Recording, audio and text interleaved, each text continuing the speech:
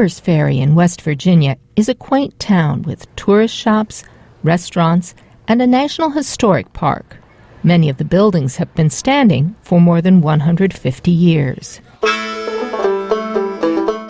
Harpers Ferry was different in 1859, says Park Ranger David Fox. It was a noisy, dirty, polluted industrial city in what was then Virginia, the largest slave state in America.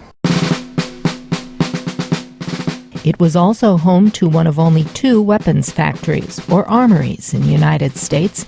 John Brown, a fervent abolitionist, planned to seize it. Late on October 16th, Brown and his men marched into Harpers Ferry. Their intention was to set up a provisional government for the United States where slavery would be outlawed, and no matter of gender or race, everyone would vote. They would be treated equally. Brown seized the armory, the arms depot, and a railroad bridge. 18 people lost their lives. After 36 hours, Brown was captured in this building, the Armory Firehouse. It's the only armory building still standing. To some people, this building is the scene of a crime where a murderer and a traitor was captured and brought to justice. To others, this monument is nothing less than a monument to freedom on a battlefield. John Brown was tried and found guilty of treason and murder.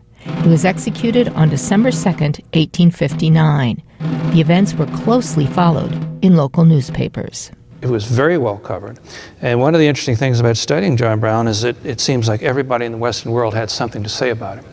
Historian William Rasmussen is curator of The Portent, John Brown's Raid in American Memory, at the Virginia Historical Society in Richmond. He says even French intellectuals weighed in on John Brown. Victor Hugo, who was greatly respected around the world, saying, when we think that this fighter for Christ is going to be executed by the American Republic, we recoil with horror. The exhibit shows how African Americans kept the story of John Brown's raid alive. In the 1970s, African American artist Jacob Lawrence did a series of prints called The Legend of John Brown. The prints perpetuate the image of Brown as a martyr. Spencer Crew, a professor of American history at George Mason University, says John Brown stands apart from other abolitionists.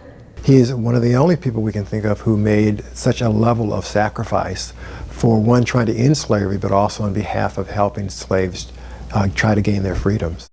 Although Brown is remembered for his willingness to give his life so others might be free, he was also willing to kill for that cause. Some believe his execution was justified. A large segment of the population thinks he was a lunatic and a criminal. In Harpers Ferry, the issue still seems relevant. Park Ranger David Fox. When is it right to use violence? As one biographer put it, how far can force and violence go toward peace and goodwill? Those questions are still being asked here in Harpers Ferry and around the world. Susan Logue, VOA News, Harpers Ferry, West Virginia.